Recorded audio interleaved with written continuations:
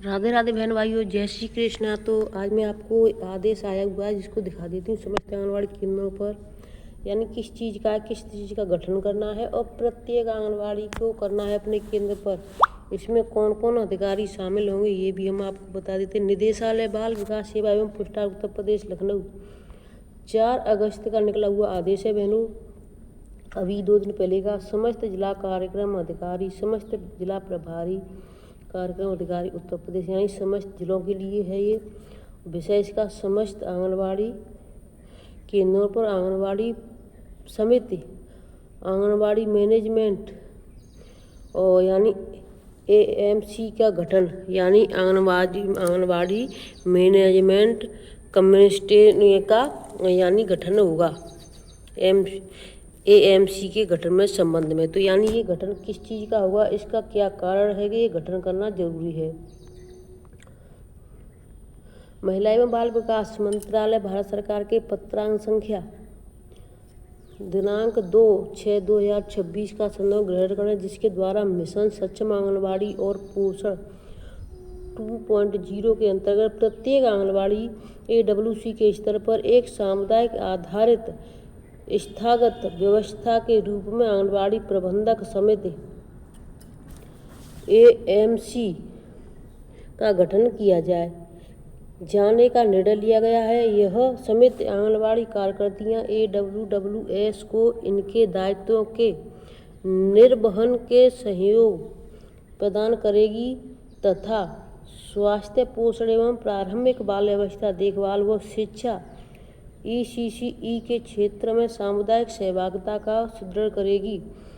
इससे आंगनबाड़ी केंद्रों पर सेवाओं की गुणवत्ता, पारदर्शिता एवं जवाबदेही में वृद्धि होगी तथा स्वास्थ्य, शिक्षा एवं स्थानीय निकाय व्यवस्था के साथ अभिसरण भी सुदृढ़ होगा। तो यानी कि अब ये गठन होगा जिससे कि आंगनबाड़ियों का यानी जो काम तो हो ही रहा है, लेकिन उससे भी ज़्यादा इसमें वृद्धि मिलेगी, सुदृढ़, यानी जो कमी रह जाती है वो पूरी हो जाएगी। तो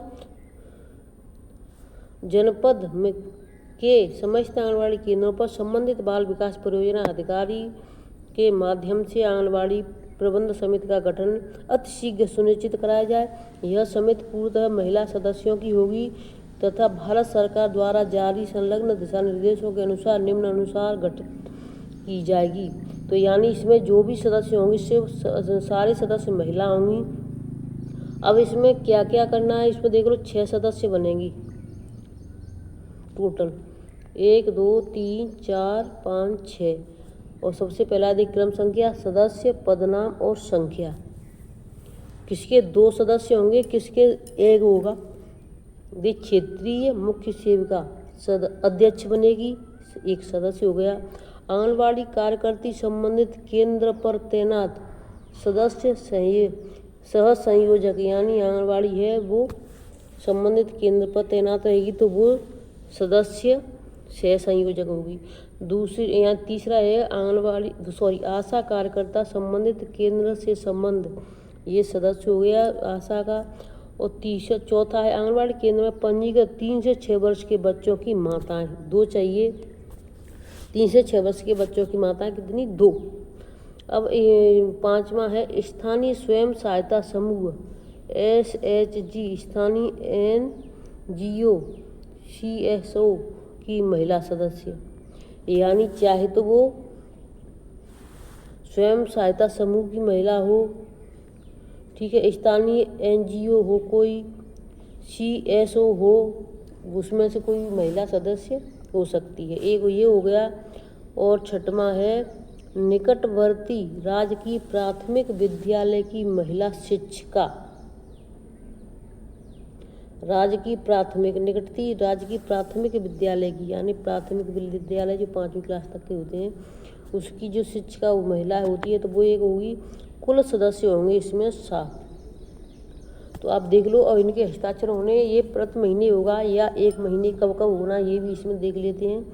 ये सदस्यों के आपने नाम लिख लिए होंगे और नहीं तो हम इसका रजिस्टर आपको बना करके दिखा देंगे बहनों, आप समय से वीडियो देखते रहें। तो गठन एवं संचालन संबंधी प्रमुख बिंदु। आंगनबाड़ी प्रबंध समिति का गठन संबंधित बाल विकास परियोजना अधिकारी CDPO द्वारा किया जाएगा। इसका यानी CDPO द्वारा होगा, ऐसा नहीं कि मुख्य सेविका क्या होगा, इसमें देख लेते हैं। CDPO द्वारा किया जाएगा। दूसरा नंबर है मुख्य सेविका आंगनबाड़ी कार्यकर्ती, आशा कार्यकर्ती एवं राज्य की प्राथमिक विद्यालय की शिक्षिका पदेन सदस्य होगी।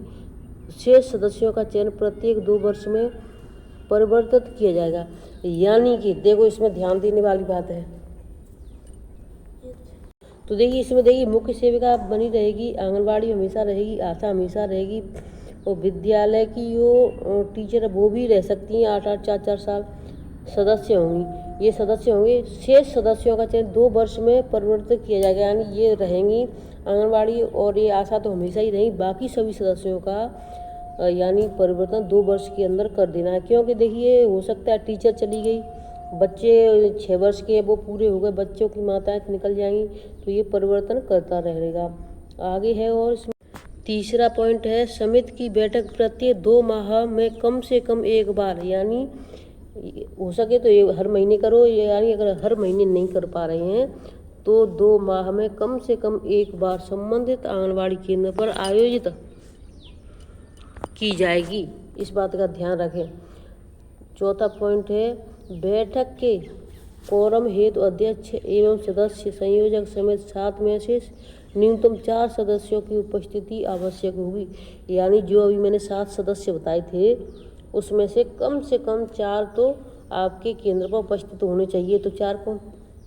एक तो आंगनबाड़ी हो गई, एक आशा हो गई, ये दोनों तो हमेशा रहती हैं, एक शिक्षिका हो गई, ये 3 हमेशा रहती हैं। उसके बाद चौथा हो गया 3 से 6 वर्ष के बच्चों की माता है। ठीक है। स्वयं सहायता समूह की अगर गांव में है तो ठीक है, नहीं तो बाहर स्वयं सहायता समूह हर गांव में है तो वो भी आ सकती हैं, और आपकी नहीं आ सकती है तो CDPO सुपरवाइजर नहीं आ सकती कभी कभी। ठीक है। तो ये सदस्य आपके हो गए, हर महीने 4 जरूरी है। 5वां पॉइंट है समिति आंगनबाड़ी केंद्र के सुचारू संचालन, सेवाओं की गुणवत्ता, स्वच्छता, पोषण ट्रैकर पर आंकड़ों की नियमित फीडिंग, बाल सुरक्षा एवं सामुदायिक सहभागिता जैसे विषयों पर सतत अनुश्रवण करेंगी तथा आवश्यकता अनुसार बाल विकास परियोजना अधिकारी, जिला कार्यक्रम अधिकारी को समस्याओं के अवगत कराएंगे। यानी जो सदस्य आपके रहेंगे बनेंगे उन्हें पोषण ट्रैकर के बारे में सब कुछ जानकारी होगी। अगर आपकी कोई भी कमी दिखती है तो वो बाल विकास परियोजना अधिकारी को सूचना देंगे। और 6वां पॉइंट है, देखिए यहाँ पर प्रत्येक बैठक की कार्रवाई अभिलिखित की जाएगी तथा बैठक में 7 दिवस के अंदर संबंधित बाल विकास परियोजना अधिकारी को प्रस्तुत की जाएगी। यानी बैठक होगी तो अभिलिखित यानी लिखित में होगी, और ये 7 दिन के अंदर आपको कहाँ भेजनी? बाल विकास परियोजना अधिकारी के पास। यदि किसी जनपद में इस प्रकार की कोई समिति पूर्व में गठित है, यानी किसी जिले में अगर पहले से हो गई है ये गठित, तो उसे उपरोक्त आंगनबाड़ी प्रबंधक समिति में विलय समायोजित किया जाए, जिससे एक ही स्तर पर एक से अधिक समितियां गठित न हो सकें। यानी पहले से ये बना दी गई है तो उसको हटा करके अब यानी इसी में मिला दिया जाए, विलय कर दिया जाए, जिससे कि एक से अधिक यानी वहाँ पर समितियां ना गठित हो, एक ही रहे। अब अगला पॉइंट है, यहाँ पर देख लेते हैं। समिति के गठन हेतु निम्न अनुसार सामूहिक दायित्व निर्धारित किया गया है। तो दायित्व कौन कौन से इसको देख लेते हैं हम। पहला है जिला कार्यक्रम अधिकारी अपने जनपद की समस्त परियोजनाओं में आंगनबाड़ी प्रबंधक समिति के गठन की प्रगति की समीक्षा एवं अनुश्रवण सुनिश्चित करेंगे। तो ठीक है, जिला कार्यक्रम अधिकारी करेंगे। दूसरा पॉइंट है बाल विकास परियोजना अधिकारी अपने अपने क्षेत्राधीन समस्त आंगनबाड़ी केंद्रों पर विधिवत रूप से समिति गठित करेंगे तथा गठित की सूची जिला कार्यालय को उपस्थित कराएंगी। सबसे पहला है जिला कार्यक्रम जो अधिकारी हैं वो परियोजनाओं को यानी समस्त CDPO सुपरवाइजर को आदेश देंगे। उसके बाद जो CDPO सुपरवाइजर हैं वो परियोजनाओं से आंगनबाड़ियों को सूचना करेंगे, वो गठित करवाएंगे। अब तीसरा पॉइंट है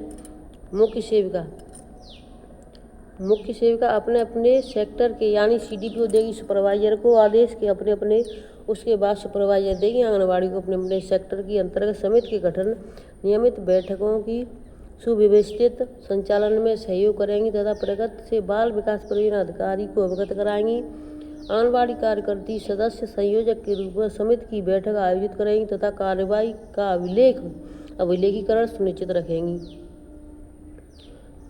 अतः आपको निर्देशित किया जाता है कि जनपद के समस्त आंगनबाड़ी केंद्रों पर आंगनबाड़ी प्रबंधक समिति का गठन कराने के साथ ही उपरोक्त अनुसार कार्रवाई करते हुए गठित समिति की सूचना 2 दिवस में निदेशालय के ईमेल आईडी पर उपलब्ध कराना सुनिश्चित करें। तो देखिए यानी कि ये आपका 4 तारीख को निकला है और इन्होंने यानी अब 2 दिन के अंदर मांगा है। तो 2 दिन के अंदर जिस तरीके से हमारे अधिकारी हमसे मांगते हैं 1-2 दिन के अंदर, तो हम कुछ नहीं कर पाते हैं। तो जब उन्होंने गठन कराई नहीं तो भी वो क्या उन्होंने अपने आप बता दिया कि हाँ हम करवा लेंगे, तो ये 2 दिन के अंदर आदेश उन्हें प्रेषित करना था तो वो कर दिया होगा। ये 4 तारीख का 4/8/2026 हर्षिता माथुर निदेशक है, उनका आदेश निकला हुआ है बहनों।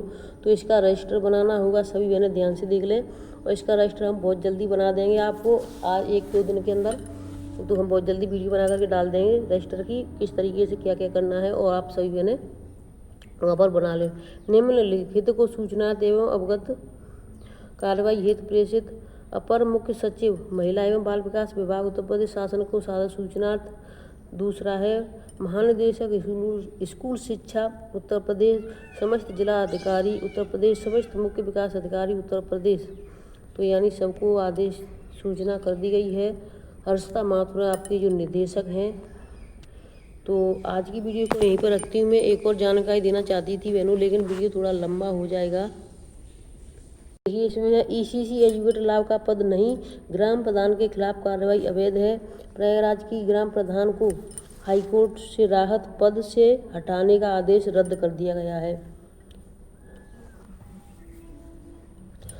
इसमें है हाईकोर्ट ने ग्राम प्रधान के ECC एजुकेटर पद से हटाने का आदेश रद्द कर दिया। न्यायमूर्ति सौरभ श्याम शमशेरी के यह निर्णय प्रयागराज की सुषमा यादव की याचिका निस्तारित करते हुए दिया है कि हाईकोर्ट ने कहा कि जब तक राज्य ECC एजुकेटर पद लाभ का पद नहीं घोषित करती तब तक केवल इसी आधार पर इसे पद से हटाने की कार्रवाई अवैध है। ECC एजुकेटर पूर्व प्राथमिक शिक्षक या आंगनबाड़ी शिक्षा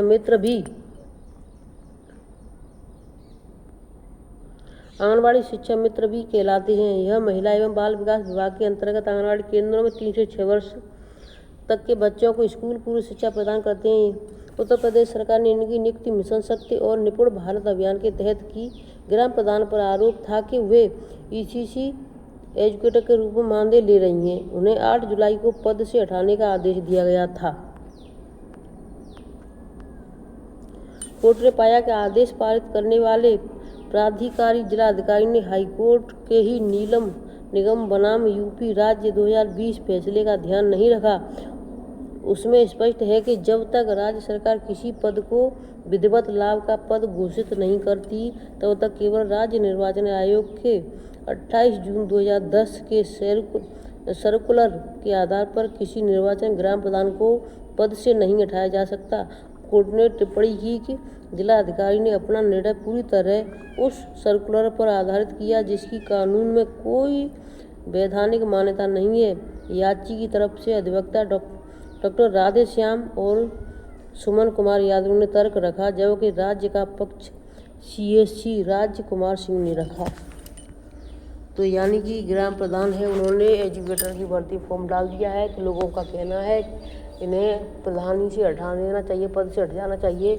ये 2 चीज़ें नहीं कर सकता, यानी 2 चीज़ों का मानदेय नहीं पा सकता। लेकिन जब तक ये इसका यानी उसको लाभ मिलना शुरू नहीं होता, उसको यानी नौकरी पर नहीं चढ़ाया जाता, तब तक उसकी कोई नहीं। जैसे उसको नियुक्ति पत्र किसी चीज़ का मिलता है तब उसे किसी चीज़ से रिजाइन देना पड़ता है। जब तक उसको किसी चीज़ का नियुक्ति पत्र नहीं मिला तब तक उसको हटाने का कोई यानी औचित्य नहीं बनता है। तो वीडियो को मैं यहीं पर रखती हूँ, फिर मिलती हूँ आपसे नई अपडेट के साथ। तो तब तक के लिए धन्यवाद। खुश रहें, स्वस्थ रहें, सुरक्षित रहें बहनों।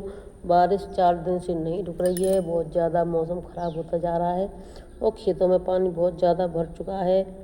और पता है कुछ लोग तो यानी कि पहले तो यानी बिजली ट्यूबवेल इंजन जो भी है उससे पानी देते थे खेतों में, लेकिन अब उसी उल्टा कर रहे हैं, खेतों से पानी निकाला जा रहा है उन्हीं साधनों की सहायता से, ट्रैक्टर से, ट्रॉली से, इंजन से।